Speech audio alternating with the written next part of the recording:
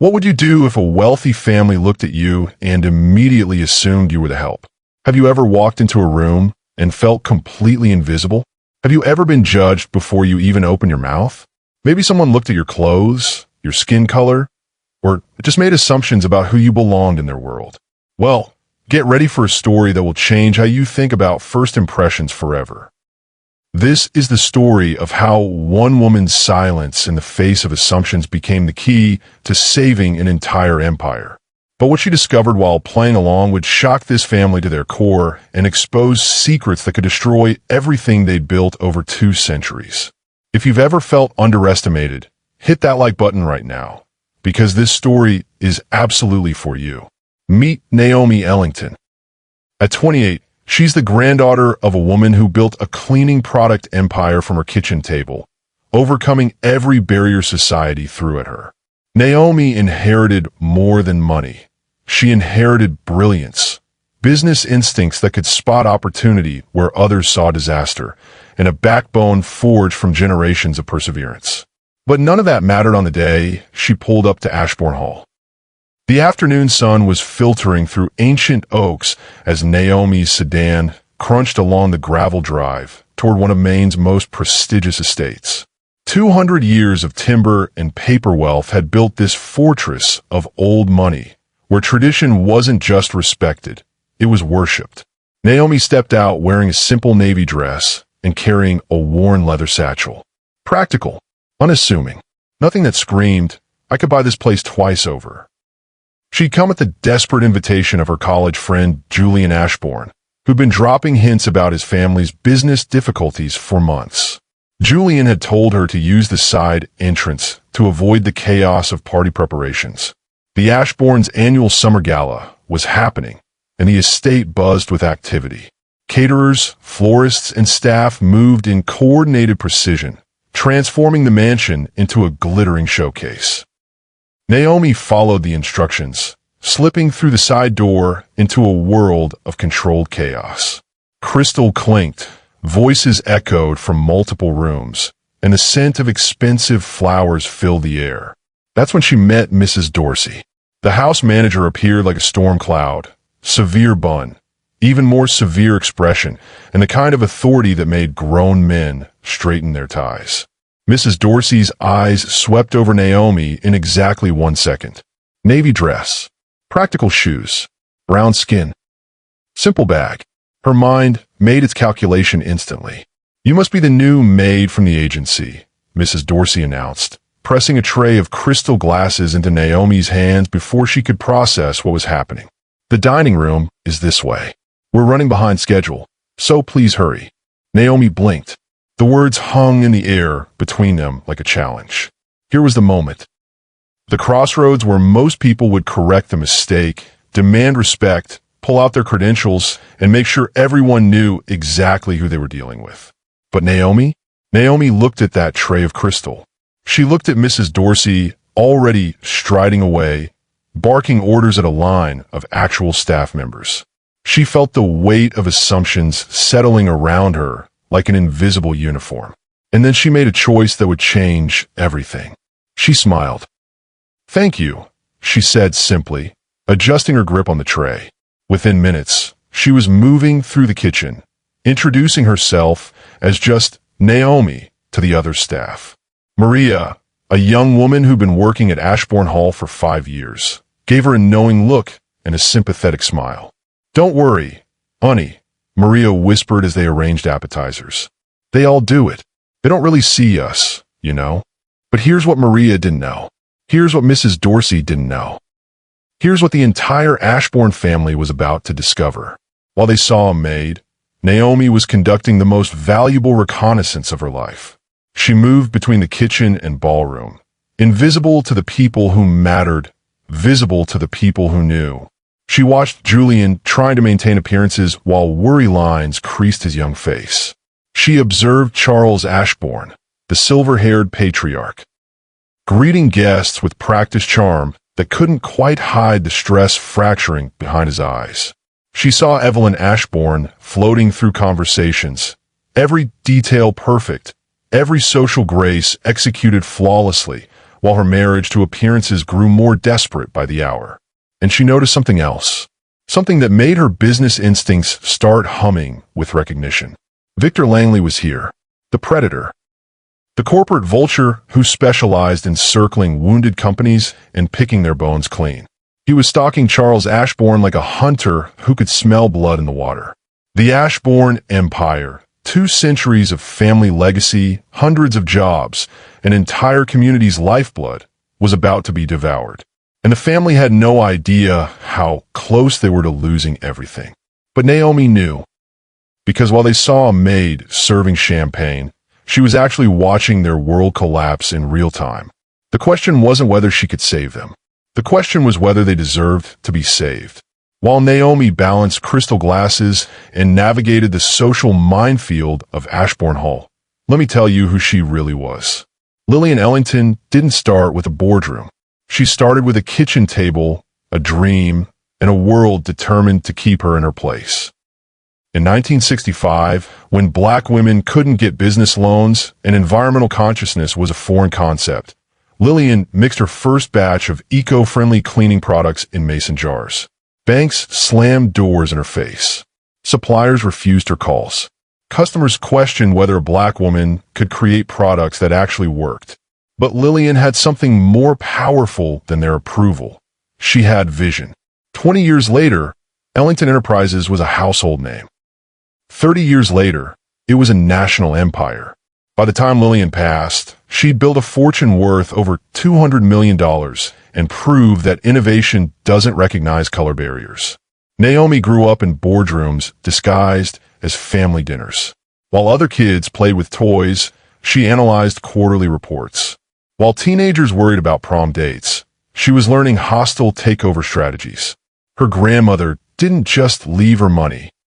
She left her a masterclass in turning disadvantage into dominance.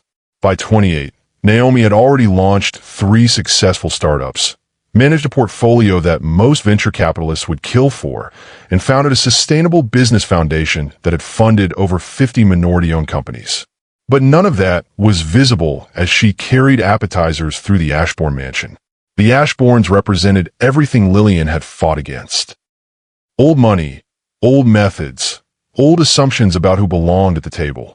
They were American aristocracy, the kind of family that named buildings after themselves and expected the world to remain exactly as their great-grandfathers had designed it. Charles Ashbourne embodied that tradition. At 62, he still believed business was conducted with handshakes between men who'd attended the same prep schools. He'd inherited Ashbourne timber from his father, who'd inherited it from his father, creating an unbroken chain of male succession stretching back to 1823. Charles saw change as betrayal. Environmental regulations were government overreach. Diversity initiatives were political correctness gone wrong. Modern business practices were threats to the natural order he'd been raised to protect. His wife Evelyn was the family's social architect. She orchestrated charity galas like military campaigns and maintained their reputation through carefully curated magazine features. Evelyn understood that appearance was reality in their world. If you looked successful, you were successful. If you looked troubled, you became toxic. But their son Julian was different. Julian had grown up watching his father's empire slowly crack. He'd studied environmental science at Harvard, not business administration. He'd spent summers working in sustainable forestry programs instead of country clubs. He'd returned home with ideas about carbon neutrality and social responsibility that his parents treated like embarrassing phases. Julian and Naomi had met during a cross-university sustainability conference 3 years earlier. While other students networked for internships, they'd spent hours debating whether corporate responsibility could coexist with profit maximization. Their friendship had grown through late-night phone calls about business ethics and shared frustration with systems that resisted progress. When Julian called Naomi 6 weeks ago, his voice had carried an edge she'd never heard before. "We're in trouble, Naomi. Real trouble. Dad won't admit it, but we're hemorrhaging money. The environmental lawsuit from last year cost us $12 million. We got creditors circling. And there's this guy, Victor Langley, Who keeps making offers to help us restructure? Naomi had researched Victor Langley immediately.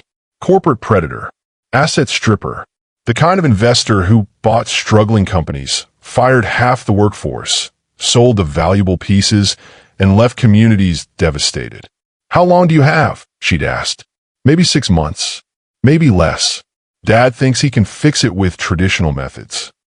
Cutting costs, tightening operations, banking on loyalty from old customers. Mom thinks we just need to project confidence until things turn around. But I've seen the numbers, Naomi. We're past traditional solutions.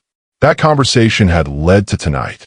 Julian's desperate invitation to a woman his parents had never met, asking her to somehow save a company they'd spent generations building. Except now his parents thought she was serving their champagne. As Naomi moved through the mansion, she absorbed details that would have made Harvard Business School professors weep. The Ashbournes were bleeding money in ways that seemed almost intentional. Original artwork covered walls, while payroll barely met deadlines. Crystal chandeliers illuminated conversations about staff reductions. Fresh flowers filled every room, while equipment repairs got delayed for months. Maria, the house staff member who'd welcomed her, had stories that revealed the family's blind spots.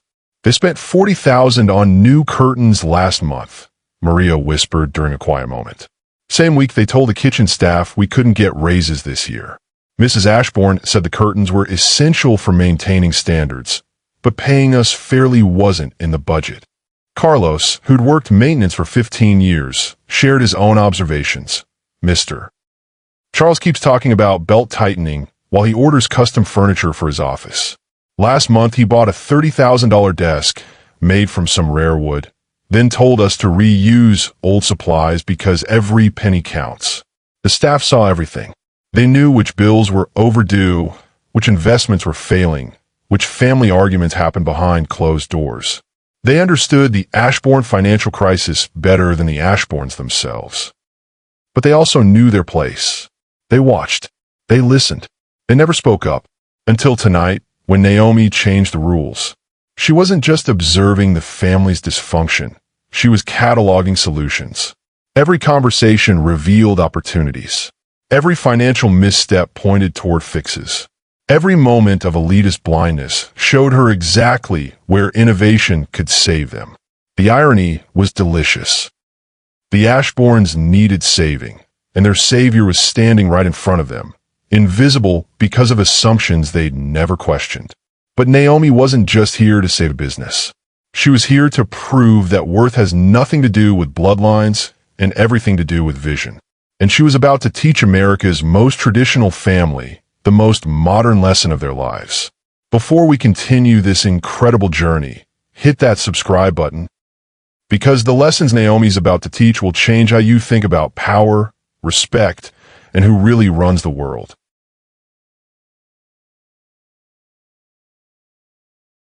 The following morning, Charles Ashbourne sat behind his mahogany desk like a judge preparing to deliver a death sentence. Julian had requested an urgent family meeting the night before, and Charles's mood had soured with each passing hour. He despised surprises, especially ones that involved his son's college friends offering unsolicited business advice. Evelyn entered the study first, her usual morning elegance replaced by visible exhaustion. Dark circles shadowed her eyes despite expertly applied concealer. The stress of maintaining appearances while their world collapsed was taking its toll. Julian arrived with Naomi, who had traded her server's uniform for a crisp business suit. She carried a leather portfolio and moved with the quiet confidence of someone who belonged in boardrooms, not kitchens. Charles barely glanced at her. To him, she remained the woman who had served champagne at his party. The fact that she was now dressed professionally only made her presumption more offensive. Julian tells me you have suggestions about our business operations, Charles began, his tone suggesting he'd rather discuss tax policy with a street mime. I appreciate your interest, but Ashbourne Timber has weathered 5 generations of challenges without outside interference. Naomi met his gaze steadily. Mr. Ashbourne, with respect, your current trajectory leads to bankruptcy within 6 weeks. Your son asked for my help because traditional approaches aren't working. Charles's eyebrows shot up. The audacity of this woman addressing him so directly was breathtaking. In his world, deference was expected, especially from people who looked like her. Miss Ellington, isn't it? I understand you're friends with Julian, but friendship doesn't qualify someone to advise a company they know nothing about. Actually, I know quite a bit. Naomi opened her portfolio and spread financial documents across his desk. Your debt-to-equity ratio has deteriorated 40% in 18 months. Your operational efficiency is 30% below industry standards. Your customer retention rate has dropped 15% this quarter alone. Charles stared at the papers, recognizing his own company's confidential reports. Where did you get these documents? Julian provided them because he's desperate to save the company you're determined to destroy through pride. The room fell silent. Evelyn's coffee cup rattled against its saucer as she set it down. Charles's face darkened. I beg your pardon. Your vanity projects have cost $14 million while your core operations deteriorate. You're fighting market trends instead of adapting to them. You're hiring based on personal loyalty instead of competence. You're making emotional decisions with financial consequences you can't afford. How dare you? Dad, please. Julian's voice cut through the tension. Just listen to what she's proposing. For the next 30 minutes, Naomi presented her restructuring plan with clinical precision. Asset liquidation strategies, partnership opportunities, technology upgrades, market repositioning tactics. Each recommendation was backed by detailed financial projections and industry comparisons. Charles listened with growing hostility. To him, every suggestion felt like an attack on everything his family had built. Environmental partnerships, betraying traditional industry relationships, employee ownership programs, socialist nonsense, sustainable technology, expensive fads that would disappear when the next trend emerged. This is absolutely ridiculous. He finally exploded. You're asking me to abandon principles that have sustained this company for 2 centuries. You want me to partner with the same environmental groups that sued us into near bankruptcy. You want me to give employees ownership stakes in a business they didn't build. You want me to modernize operations that have provided for 5 generations of Ashbournes. Evelyn spoke for the first time. Charles, perhaps we should consider. Consider what? Taking business advice from someone who was serving cocktails 12 hours ago. The words hung in the air like a physical blow. Julian's face went white. Naomi's expression remained perfectly calm, but something cold flickered behind her eyes. I see, she said quietly. So my recommendations aren't invalid because they're wrong. They're invalid because of who's making them. Charles realized he'd crossed a line, but his pride wouldn't let him retreat. I'm simply saying that experience matters. Tradition matters. Understanding our industry's culture matters. Your industry's culture is what's killing you, Naomi replied. While you've been protecting traditions, your competitors have been claiming your market share. While you've been maintaining relationships with the right kind of people, younger companies have been building the future. Evelyn cleared her throat diplomatically. Miss Ellington, your analysis is comprehensive, but you must understand our concerns about reputation. What would people think if we publicly admitted needing help from? She paused, searching for diplomatic phrasing.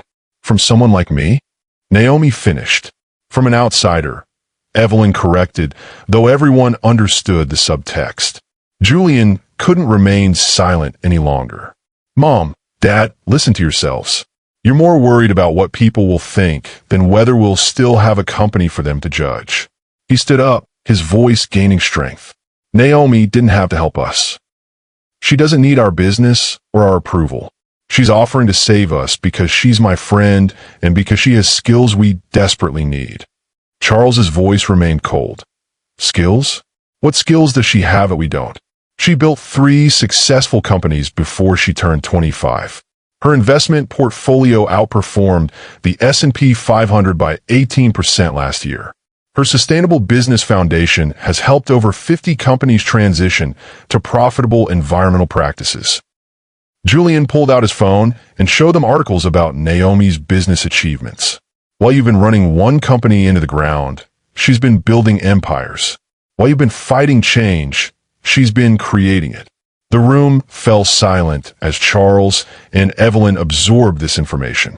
Their assumptions were crumbling, but their prejudices weren't ready to surrender. Even if that's true, Charles said slowly, this is still a family business. We don't outsource our problems to strangers. Then you'll lose everything to Victor Langley, Naomi said simply. Because he's not a stranger, he's a predator, and he's been counting on your pride to deliver your company directly into his hands. Evelyn looked between her husband and son, seeing the family fracturing in real time. Charles, what if we gave Miss Ellington a trial period? A few weeks to prove her strategies could work? Absolutely not. Dad. Julian's voice carried new authority. Either we try Naomi's plan, or I'm walking away from this company entirely. I won't watch you destroy 5 generations of work because you're too stubborn to accept help. The ultimatum landed like a physical blow. Charles stared at his son, seeing determination he'd never witnessed before. Minutes passed in silence. Finally, Charles sighed heavily. Fine. 1 month. But if this fails, we do things my way. Naomi nodded calmly. That's all I need. But as they left the meeting, she knew the real battle was just beginning. Charles's reluctant agreement was just the first step. The board, the employees, the community, everyone would be watching to see if the woman they dismissed could actually save their world. Change at Ashbourne Timber didn't happen overnight. It happened one small victory at a time. The first week was brutal. Naomi faced a boardroom full of skeptical men who questioned every recommendation, challenged every projection, and treated her presence like an elaborate joke that had gone too far. Board member Heiress Whitfield, a silver-haired aristocrat who'd known Charles since prep school, was particularly hostile. Miss Ellington, your environmental partnership proposal sounds lovely in theory, but we're running a business, not a charity. Our shareholders expect profits, not feel-good initiatives. Naomi responded with data. Mr. Whitfield, companies with strong environmental practices outperform traditional businesses by an average of 22% over 5-year periods. Sustainable timber certification increases profit margins by 15 to 30%. This isn't charity, it's competitive advantage. Whitfield's sneer didn't waver. Those statistics might impress university professors, but they don't account for real-world complexities that someone with your limited experience wouldn't understand. The microaggressions came daily. Interruptions during presentations. Requests for coffee during strategy meetings. Comments about her fresh perspective that really meant outsider who doesn't belong. But Naomi had faced worse. She remembered her grandmother's stories about building a business when banks wouldn't even speak to black women. Julian Ellington had turned every rejection into motivation, every insult into fuel. So Naomi did what Ellingtons do. She delivered results. Within 2 weeks, her sustainable forestry partnerships had secured contracts worth $2.8 million. Environmental certification programs that Charles had dismissed as liberal nonsense were generating premium pricing that increased profit margins by 18%. The first major breakthrough came when Maria approached Naomi during a site visit to the main timber operation. Miss Naomi, Maria said quietly, I've been working here 5 years and nobody ever asked us what we thought about improving operations. But Carlos and I have ideas. Carlos joined them, his weathered hands gesturing toward equipment that clearly needed updating. We see the waste every day. Old machinery breaks down constantly, causing delays and safety issues. Workers get injured because we're using outdated safety protocols. But when we suggest improvements, management says we should focus on our jobs, not theirs. Naomi listened intently. Show me everything. For 3 hours, Maria and Carlos walk her through operational inefficiencies that management had ignored for years. Maintenance schedules that created unnecessary downtime. Safety procedures that hadn't been updated since the 1990s. Workflow patterns that wasted time and materials. Their insights were gold mines of practical solutions.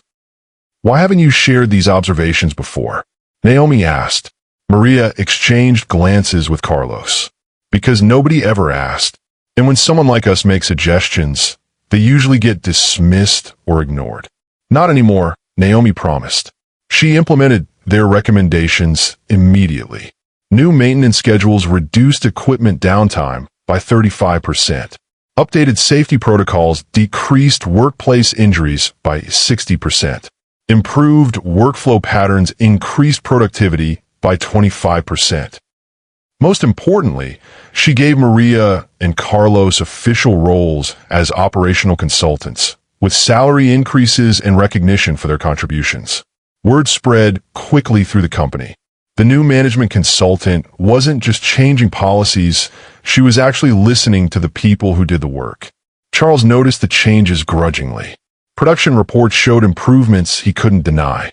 Safety records reached all-time highs. Employee morale surveys registered satisfaction levels they hadn't seen in decades. But the transformation that mattered most was happening inside Charles himself. He watched Naomi work 18-hour days, diving into every aspect of operations with genuine curiosity and respect for institutional knowledge. She didn't dismiss tradition, she built upon it.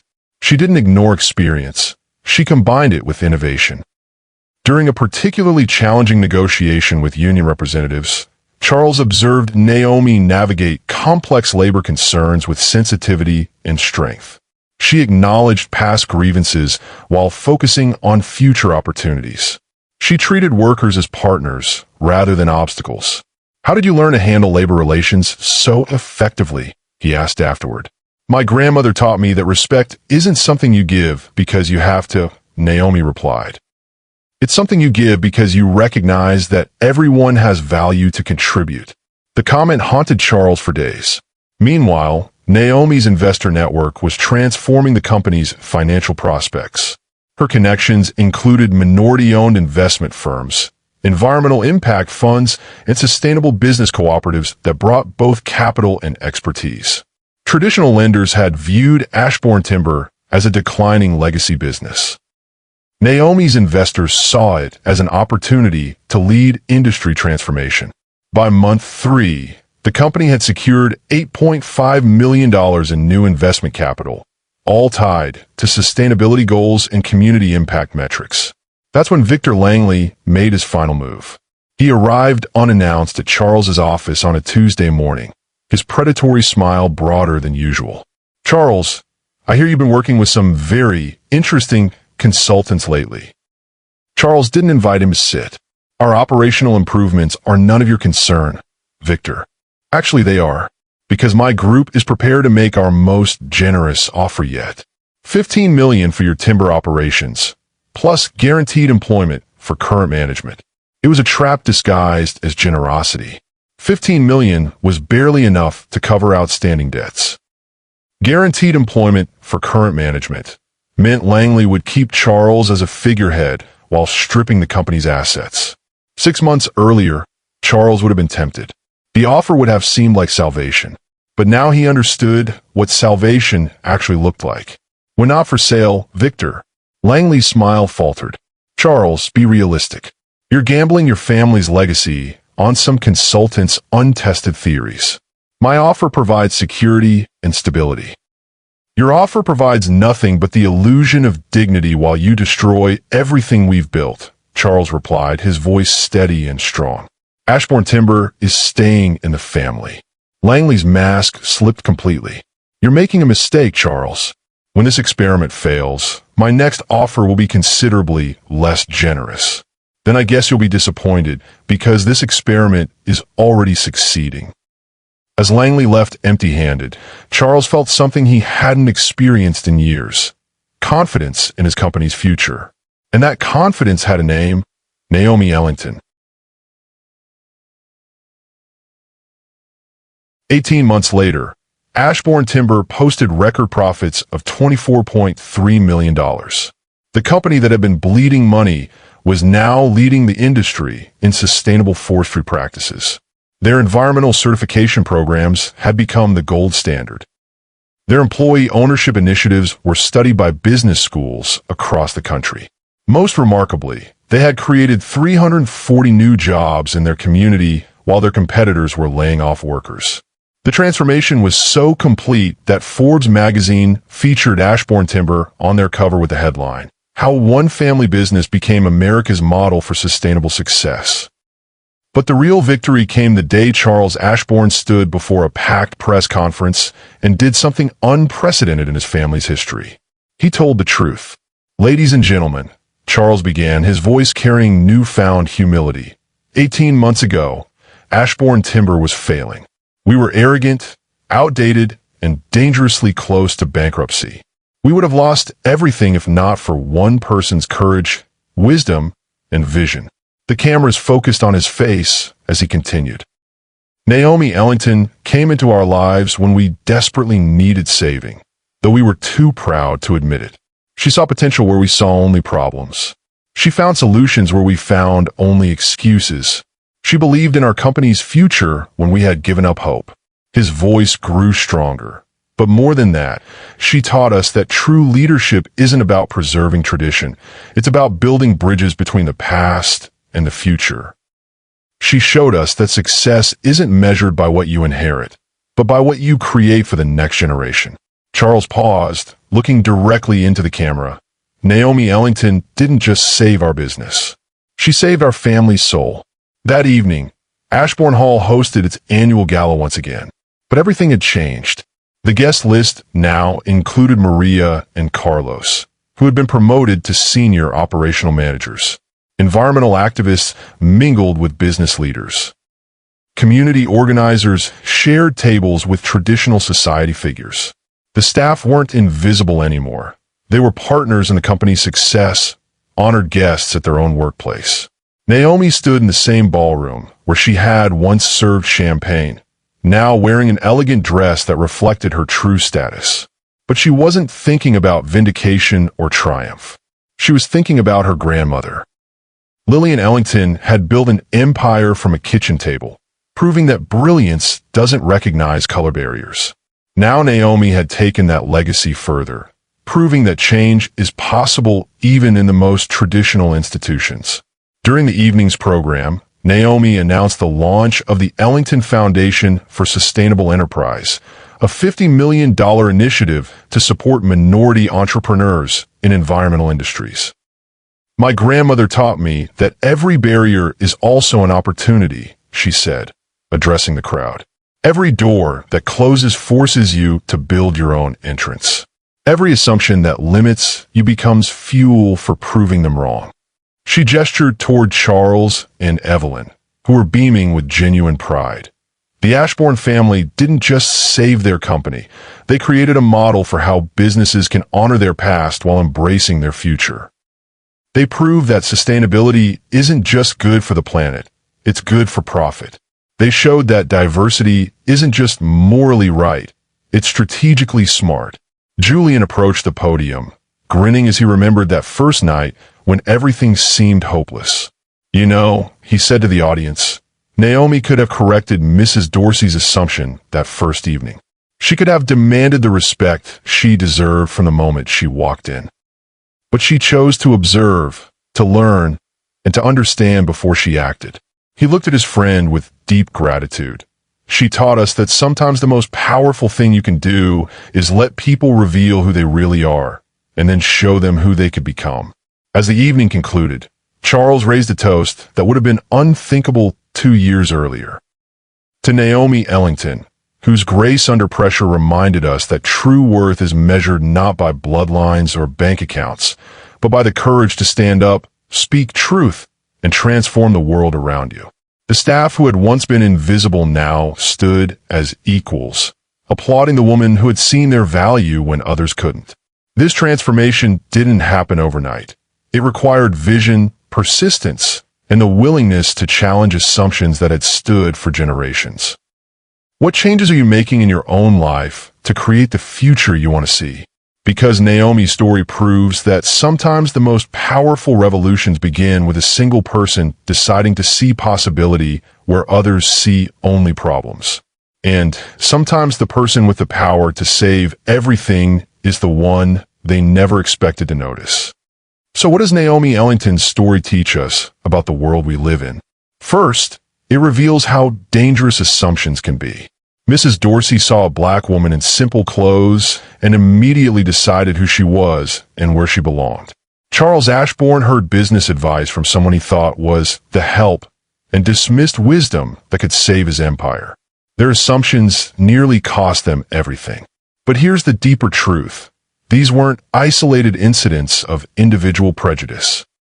They were symptoms of systems that have trained us to judge worth based on appearance, to value credentials over capability, to respect titles more than talent.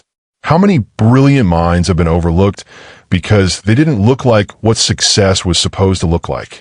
How many game-changing ideas have been dismissed because they came from unexpected sources? How many companies, communities, and families have suffered because pride prevented them from accepting help from the wrong people?